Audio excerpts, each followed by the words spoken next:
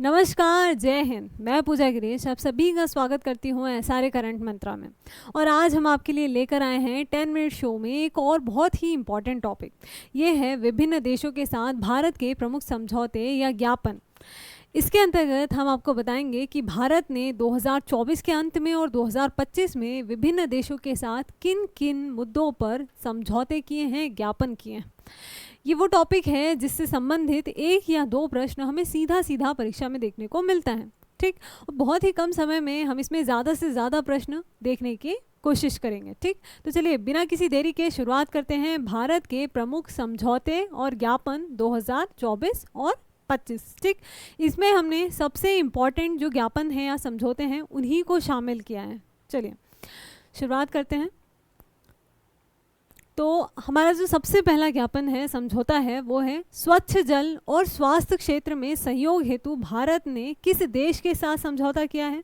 तो भारत ने किया है नेपाल के साथ। किसमें? स्वच्छ जल है ना, और स्वास्थ्य के क्षेत्र में। ठीक, चलिए ये तस्वीर भी आप देख सकते हैं समझौते के दौरान। उसके अलावा रक्षा और व्यापार। ठीक, रक्षा और व्यापार संबंधों को बढ़ावा देने के लिए भारत ने किस देश के साथ समझौता किया है, और किस देश के साथ किया है? न्यूजीलैंड के साथ किया है ना। चलिए ये देखिए, आप तस्वीर देख सकते हैं उस दौरान। उसके अलावा लिथियम अन्वेषण। ठीक है, जब लिथियम की बात आए, लिथियम एक बहुत ही महत्वपूर्ण अयस्क है, और लिथियम अन्वेषण और खनन में सहयोग के लिए भारत ने किस देश से समझौता किया है, और किसके साथ किया है? तो अर्जेंटीना के साथ किया है। ठीक है, अर्जेंटीना के साथ। चलिए गैर बासमती सफ़ेद चावल। कैसे? गैर बासमती सफ़ेद चावल व्यापार पर भारत सरकार ने किस देश के साथ समझौते पर हस्ताक्षर किए हैं? किसके साथ किए हैं? इंडोनेशिया के साथ किए हैं, है ना। ये देखिए, चलिए डीप टेक इनोवेशन और डिजिटल कौशल विकास के लिए आंध्र प्रदेश ने किस संस्थान के साथ समझौता किया है? देखिए ये जो समझौता है ये भारत के भीतर ही एक राज्य और एक संस्था के बीच में हुआ है ना।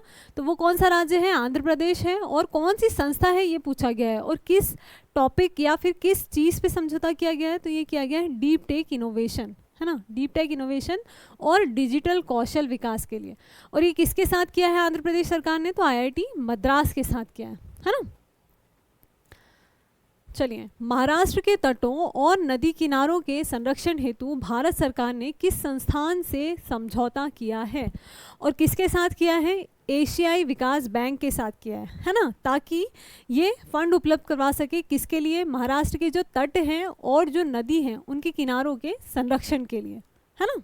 चलिए इसके अलावा सेमीकंडक्टर, डिजिटल तकनीक, कौशल विकास और स्वास्थ्य के लिए भारत ने किस देश से समझौता किया है? किसके क्षेत्र की बात चल रही है? सेमीकंडक्टर। ठीक है, सेमीकंडक्टर, डिजिटल तकनीक और कौशल विकास और स्वास्थ्य के लिए, है ना, स्वास्थ्य के लिए भी भारत ने किस देश के साथ समझौता किया है, और किसके साथ किया है? सिंगापुर के साथ किया है। ये देखिए, ठीक, ये देखिए समझौता करते समय ये सेमीकंडक्टर को लेकर चर्चा भी हो रही है ना। उसके अलावा एमएसएमई क्षेत्र में सहयोग को बढ़ावा देने हेतु भारत ने किस देश के साथ समझौता किया है, और किसके साथ किया है? अमेरिका के साथ किया है। किस पे? एमएसएमई पे, है ना। चलिए आगे बढ़ते हैं। एलएनजी अवसंरचना यानी कि लिक्विफाइड नेचुरल गैस, है ना, अवसंरचना और विद्युत विकास के लिए भारत ने किस देश के साथ समझौता किया है? किसके साथ किया है? श्रीलंका के साथ किया है। ये देखिए, आप तस्वीर भी देख सकते हैं श्रीलंका के साथ। ठीक, इसके अलावा वैश्विक पारंपरिक चिकित्सा, है ना, वैश्विक पारंपरिक चिकित्सा केंद्र के लिए वर्ल्ड हेल्थ ऑर्गेनाइजेशन ने किस देश के साथ समझौता किया है, और किसके साथ किया है? भारत के साथ, है ना। देखिए हमारी जो वैश्विक पारंपरिक चिकित्सा पद्धति है ना, वो पूरे विश्व में प्रसिद्ध है। इसीलिए आज वर्ल्ड हेल्थ ऑर्गेनाइजेशन को भी भारत के साथ समझौता करना पड़ रहा है।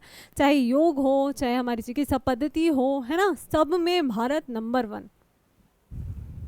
चलिए कृषि चिकित्सा और सांस्कृतिक समारोह के लिए भारत ने किस देश के साथ समझौता किया है, और किसके साथ किया है? यूक्रेन के साथ किया है। ठीक है, कृषि के लिए तो विशेषकर, है ना। ये देखिए, आप देख सकते हैं ये समझौता ज्ञापन के समय की तस्वीर है। लोथल समुद्री विरासत परिसर को विकसित करने हेतु भारत ने किस देश से समझौता किया है? लोथल आप जानते होंगे भैया, ये गुजरात का स्थल है, हड़प्पा कालीन स्थल है, और हड़प्पा कालीन स्थल जो सबसे प्रमुख बंदरगाह था उस समय पे, है ना। सबसे प्राचीन गोदीवाड़ा का साक्ष्य भी मिला था लोथल से, है ना। तो यहाँ का जो समुद्री विरासत परिसर को विकसित करने हेतु भारत ने किस देश के साथ समझौता किया है? तो किया है वियतनाम के साथ, है ना। चलिए अगला देखते हैं कि जैविक उत्पादों के लिए भारत ने किस देश के साथ समझौता किया है? जैविक उत्पादों की बात हो रही है ना। जैविक, आजकल कृषि में हम जैविक उत्पादों को ज़्यादा बढ़ावा दे रहे हैं, है ना। कृषि की जो गुणवत्ता है उसको सुधारने के लिए जो कीटनाशक हैं उनसे जैविक उत्पाद जो होते हैं वो ज़्यादा बेहतर होते हैं, है ना, पोषण युक्त आहार के लिए। तो इसके लिए हमने किससे समझौता किया है? ताइवान से किया है भारत ने, है ना।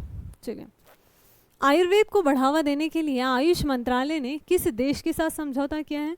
और किसके साथ किया है? थाईलैंड के लिए, थाईलैंड के साथ किया है, ठीक है। तो किस पे? आयुर्वेद, ठीक है, आयुर्वेद के लिए, जो कि आयुष का ही एक हिस्सा है ना। आपने आयुष मंत्रालय का भी नाम सुना होगा। चलिए ये देखिए, ये थाईलैंड की जो है वो प्राइम मिनिस्टर हैं और सबसे यंग प्राइम मिनिस्टर है थाईलैंड की। आप मुझे कमेंट में इनका नाम ज़रूर बताइए। अब भी हमने जो पिछला वाला लेक्चर लिया था, है ना, महत्वपूर्ण नियुक्ति और पर्सनालिटीज़ वाला, उनमें इनका नाम मैंने आपको बताया था, ठीक है। तो आप मुझे कमेंट में ज़रूर बताइए। चर्चित महिलाओं में इनका नाम मैंने आपको बताया था। अगर आपने वो चर्चित महिलाओं वाला वीडियो अभी तक नहीं देखा है तो उसे ज़रूर देखिए, वो एग्ज़ाम की दृष्टि से बहुत ज़्यादा इंपॉर्टेंट है ना। चलिए आगे बढ़ते हैं। सीमा पार मुद्रा लेन देन को बढ़ावा देने के लिए भारत ने किस देश से समझौता किया? सीमा पार मुद्रा लेन देन के लिए, है ना। किसके साथ किया भैया? नेपाल के साथ। भारत और नेपाल के बीच में ये समझौता हुआ है ना। भारत और जापान के बीच हुआ समझौता किस क्षेत्र से संबंधित है ना। किससे संबंधित है? तो ये हरित अमोनिया निर्यात से संबंधित है।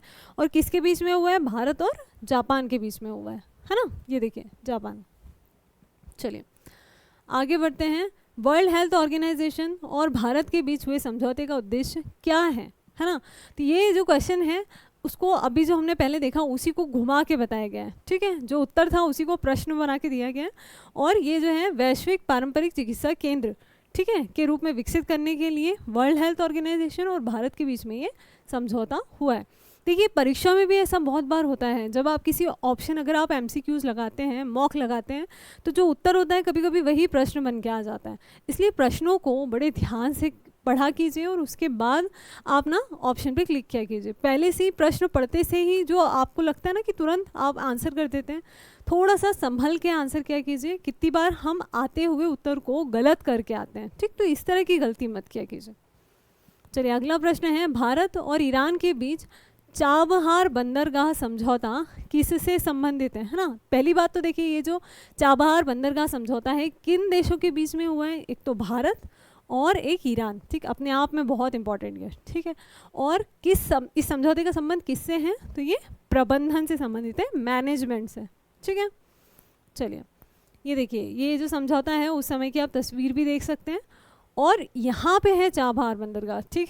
ये देखिए, ये जो मैप है, वर्ल्ड मैप, इसके अंदर आप देख सकते हैं ये जो हमारा हिस्सा है ना, ये भारत का हिस्सा है, ये गुजरात है, और यहाँ पे आता है ये चाबहार, ठीक है। ये यहाँ पे और आप क्लियर देख सकते हैं, ये ईरान में स्थित है चाबहार बंदरगाह, ठीक। चलिए इसी के साथ आज का हमारे छोटा सा लेकिन इम्पॉर्टेंट सेशन ख़त्म होता है। और ऐसे ही इम्पॉर्टेंट छोटे छोटे 10 मिनट शो में इम्पॉर्टेंट सेशन हम आपके लिए लाते रहेंगे, तो जुड़े रहिए हमारे साथ। और अगर अभी तक आपने हमारा चैनल सब्सक्राइब नहीं किया है तो चैनल को सबसे पहले सब्सक्राइब कर लीजिए, ठीक। और अच्छे से पढ़ाई कीजिए, अपना ध्यान रखिए और बने रहिए हमारे साथ। धन्यवाद।